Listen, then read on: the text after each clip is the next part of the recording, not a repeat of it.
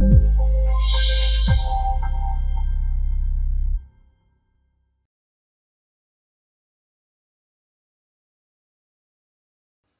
masuk ke tafsir sekarang ya. Idza zulzilatil ardu zilzalaha wa akhrajatil ardu athqalaha wa qala al insanu ma laha. Itu satu kalau ibarat drama atau sandiwara atau film itu satu fragmen ya. Jadi idza zulzilatil ardu zilzalaha wa akhrajatil ardu athqalaha itu satu fragmen. Fragmen kedua adalah wa qala al insanu ma laha. Ini fragmen kedua. Fragmen ketiga adalah yauma idzin tuhadditsu akhbaraha bi anna rabbaka auhalaha. Itu fragmen ketiga. Fragmen keempat adalah yauma idzin yasturun nasu astatan liyurau a'malahum. Liyurau a'malahum. Faman ya'mal mithqala dzarratin khairan yarahu wa man ya'mal mithqala dzarratin syarran yarahu. Idza zulzilatil ardu zilzalaha wa akhrajatil ardu athqalaha, atau fragmen pertama ini. Jadi kita sebagai pembaca surat Az-Zalzalah atau Zilzalah ini tiba-tiba disuguhi dengan satu informasi ya, penggambaran tentang suatu peristiwa yang terjadi pada hari kiamat. Jadi di antara ahwal dahsyatnya peristiwa kiamat yang mengerikan dan menakutkan, di antara kedahsyatan kiamat itu adalah al-ardu tazalzal. Bumi itu mengalami ya guncangan yang sangat hebat. Bapak Ibu dan juga pemirsa yang dimuliakan Allah Ta'ala, manusia ini, kita ini mengenal bumi bergoncang itu namanya gempa bumi namanya. Ya, namanya gempa bumi. Dan gempa bumi itu kedahsyatannya diukur dengan dua pendekatan. Ada pendekatan ya, namanya seberapa kuat guncangan itu diukur dengan namanya skala Richter ya, untuk mengukur seberapa dahsyat guncangannya. Dan yang kedua diukur berdasarkan akibat yang ditimbulkan, karena tidak selalu walaupun skalanya tinggi akibatnya ya, tidak selalu dahsyat. Mungkin karena di tempat itu tanahnya relatif kokoh dan kuat. Kadang-kadang gempanya skalanya kecil tapi tingkat kerusakan yang ditimbulkan lebih dahsyat.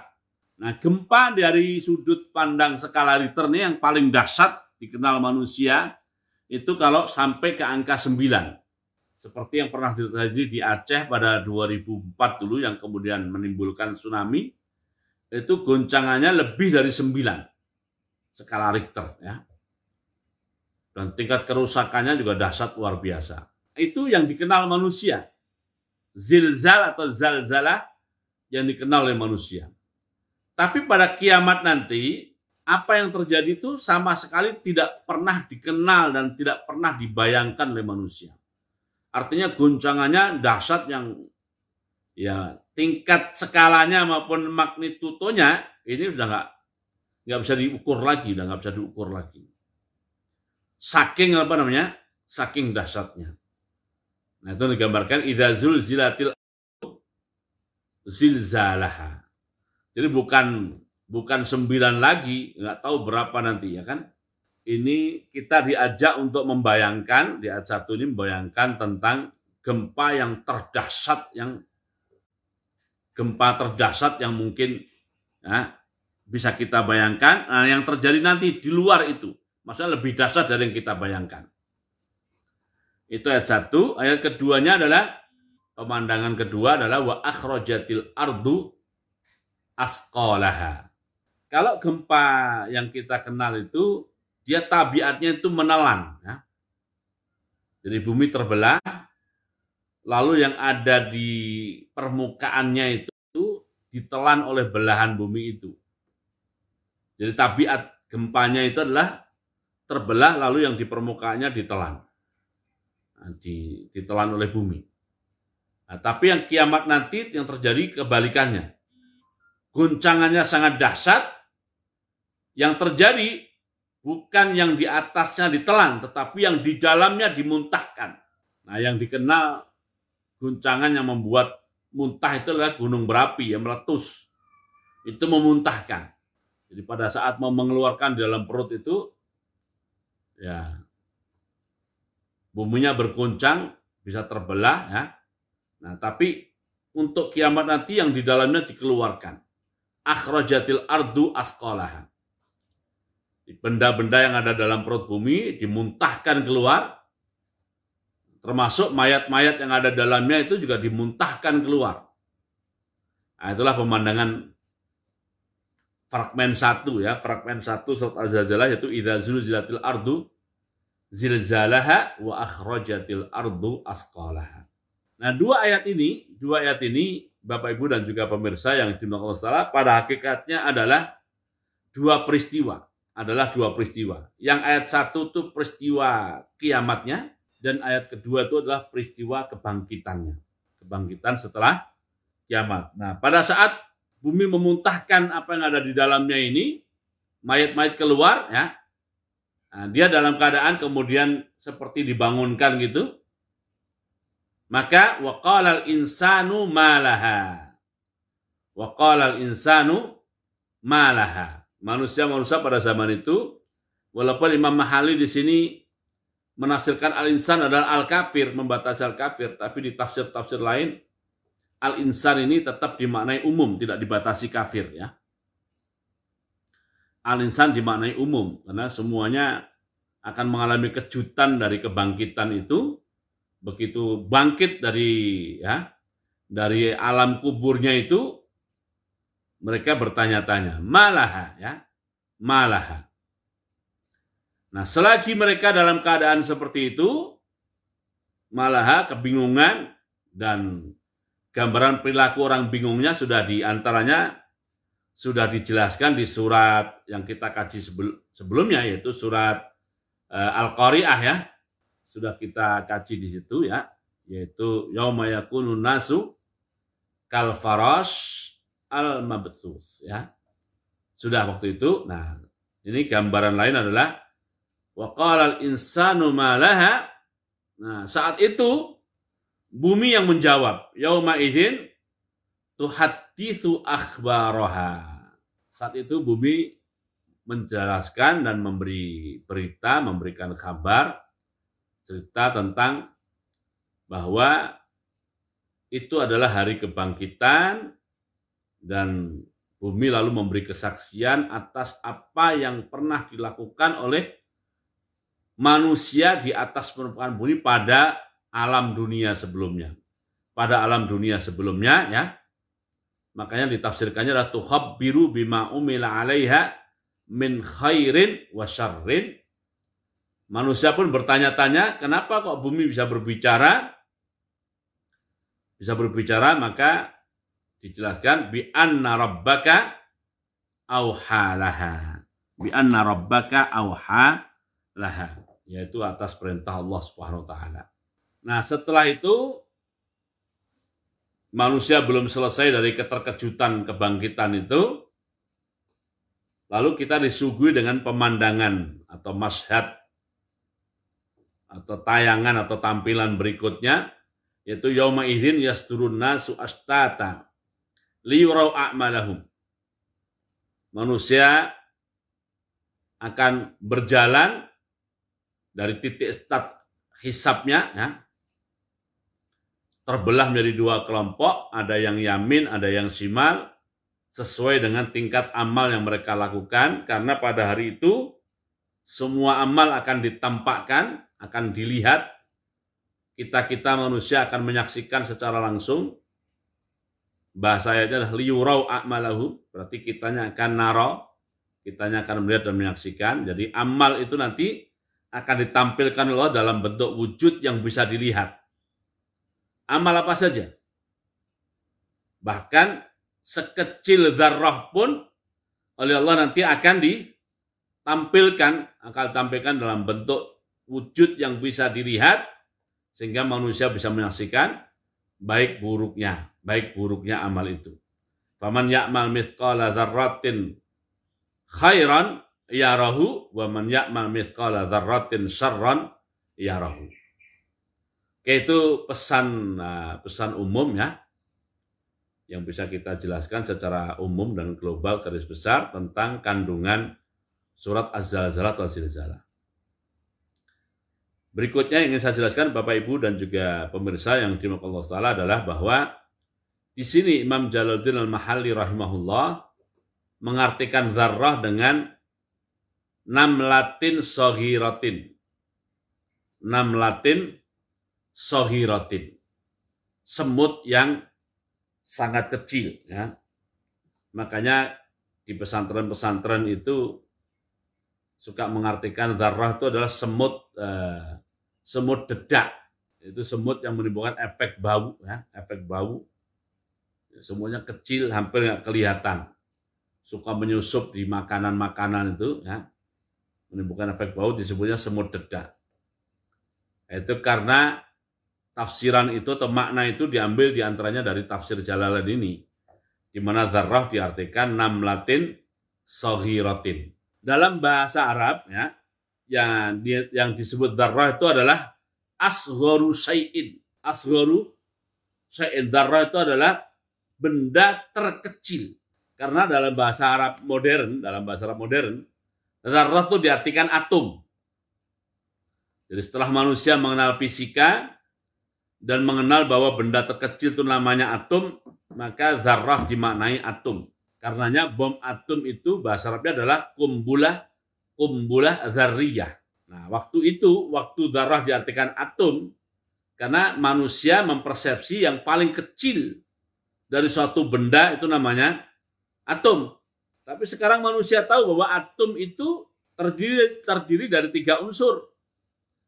Terdiri dari 3 unsur, ada proton, ada neutron, dan ada elektron. Ya. Sehingga dari situ manusia mengetahui ada yang lebih kecil dari atom. Nah, itu dzarrah, itu perkembangan kosakata dzarrah. Karena dalam bahasa Arab dzarrah artinya tadi asgharu syai'in. Sesuatu yang paling kecil. Di sebagian kitab tafsir, dzarrah itu kadang-kadang diartikan haba. Diartikan apa? Haba. Kosakata haba ada dalam Al-Quran di surat Al-Furqan, ya. Wa qadimna ila ma amilu min amalin faja'alnahu haba'an mansura. Haba'an mansura. Surat Al-Furqan, surat yang ke-25, ya. Ayat 24 kalau tidak salah. Wa qadimna ila ma amilu min amalin faja'alnahu haba'an mansura. Ada mengartikan dzarrah itu adalah haba. Apa itu haba? Haba itu kalau ada cahaya matahari masuk ke dalam ruangan, ada lubang kecil di atap atau di mana, ya. Lalu ada cahaya matahari masuk, lalu kita lihat di sampingnya itu ada benda yang kelilip-kelilip bercahaya gitu, kelilip-kelilip bercahaya di kena sinar matahari, itu namanya haba. Itu namanya apa? Namanya haba, dan berterbangan gitu, ya, manturan. Ada mengatakan dzarrah itu, ya. Ada juga yang mengartikan yang lainnya. Tapi aslinya dalam bahasa Arab, dzarrah artinya adalah asgharu syai'in. Terkait inilah Bapak Ibu dan juga pemirsa yang dimuliakan Allah Ta'ala, itu terjadi namanya perubahan, ya. Perubahan penafsiran. Jadi kalau Bapak Ibu membaca kitab-kitab tafsir, nanti kok di umpamanya Jalalain itu misqala dzarratin diartikan semut kecil. Nanti tafsir lain diartikan umpamanya tafsirnya bahasa Indonesia atom. Atau di tafsir lain kok artinya adalah benda yang terkecil yang mungkin dikenal dan diketahui manusia umpamanya. Ya, lihat beda-beda pendapat begitu, Bapak Ibu tidak usah kaget, ya. Jadi kenali saja aslinya dzarrah itu artinya apa, dan lalu orang mempersepsinya berbeda-beda. Faman ya'mal mithqala dzarratin khairan yarahu wa man ya'mal mithqala dzarratin syarran yarahu. Di surat Az-Zilzalah ini amal sekecil apapun akan dilihat. Nah, kalau yang sudah kita pelajari, ya, di surat Al-Qari'ah, ya, di surat Al-Qari'ah itu amal sekecil apapun akan ditimbang, ya. Jadi amal sekecil apapun di surat Az-Zilzalah ini akan kita lihat Dan di surat Al-Qari'ah dan juga di surat lainnya, amal sekecil apapun akan ditimbang. Dan apakah timbangannya nanti seperti timbangan dunia? Tentu tidak. Nah, tidak sama. Umpamanya, loh yang kita lakukan itu hanyalah seberat dzarrah. Dzarrah kalau ditimbang berapa timbangannya? Nah, jadi timbangan yang akan digunakan itu timbangan akhirat, timbangannya Allah SWT. Walaupun amal kita itu seberat dzarrah, tapi dalam timbangan Allah bisa jadi bobotnya bukan bobot dzarrah dunia. Bobotnya bukan bobot apa? Dzarrah dunia. Karenanya dalam hadis, Bapak Ibu ya, karenanya dalam hadis ada cerita. Hadisnya dikenal dengan namanya hadisul bitaqah. Kalau bahasa Arab sekarang, bitaqah itu artinya kartu ya. Jadi ada hadis namanya hadis bitaqah. Itu bercerita begini. Di akhirat nanti, itu ada orang, wah, udah nggak tahu udah berapa lama udah nggak pakai, udah lama banget di neraka ya, lama banget di neraka ya, disiksa di neraka, dan dia sudah tidak punya harapan sama sekali untuk terbebaskan dari neraka. Nah, suatu kali ditanya oleh Allah SWT, fulan katanya, apakah kamu tidak punya amal kebaikan sama sekali? Nah, akhirnya orang itu jawab, sepertinya udah nggak punya amal sama sekali ya Allah. Katanya. Udah nggak ada, saya udah di sini memang tempat saya, nasib saya. Enggak, Allah berfirman, kamu masih punya amal. Kamu masih punya amal. Kamu tuh punya bitokoh. Kalau bitokoh bahasa Arab sekarang kartu ya. Kamu tuh punya bitokoh. Punya satu kartu. Kata orang itu, nah apa artinya sebuah kartu gitu ya, selembar kartu. Saya nggak punya kartu sih. Ya, anggaplah ini begini ya. Apa artinya sebuah kartu itu di hadapan siksa neraka dan sebagainya ya. Nah, ya kamu jangan anggap remeh kartu itu. Karena pada kartu kamu itu ada la ilaha illallah. Di kartu kamu itu ada la ilaha illallah. Nah, maka orang itu menganggap kecil, ya cuma satu kartu, apa artinya gitu ya.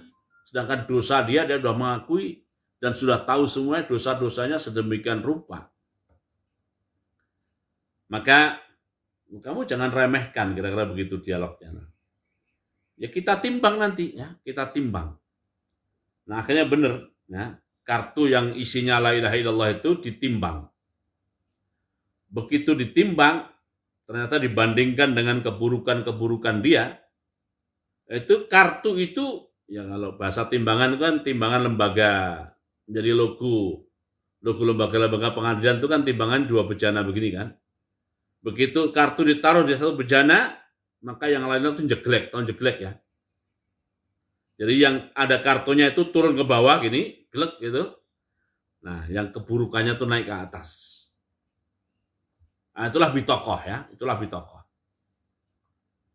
Nah, itu lihat itulah kartu yang kamu punya itu. Maka dengan bekal kartu itulah akhirnya orang itu dibebaskan dari neraka dan dimasukkan oleh Allah ke dalam surganya. Itu satu bitokoh Bapak Ibu. Jadi kalau kita itu mengucapkan la ilaha illallah, komitmen dengan isinya, mengamalkan konsekuensinya, maka kita tidak hanya punya satu kartu, kita akan punya banyak kartu yang isinya la ilaha illallah. Semoga dengan banyaknya kartu la ilaha illallah itu saat ditimbang di akhirat ya, nah, kita termasuk golongan orang-orang yang akan diselamatkan dan dibebaskan oleh Allah SWT dari ancaman neraka dan dimasukkan dalam surganya. Amin ya rabbal alamin. Ya itulah arti kartu ya. Sementara ini dulu Bapak Ibu yang bisa saya sampaikan di pengajian pagi hari ini. Kita tutup dengan doa penutup majelis dan suratul asri. Subhanakallahumma bihamdika asyhadu an la ilaha illa anta astaghfiruka wa atubu ilaik. Bismillahirrahmanirrahim. Wal asri innal insana lafi khusr illa alladziina aamanu wa 'amilus shalihat wa tawassaw bil haqqi wa tawassaw bis sabr. Assalamualaikum warahmatullahi wabarakatuh.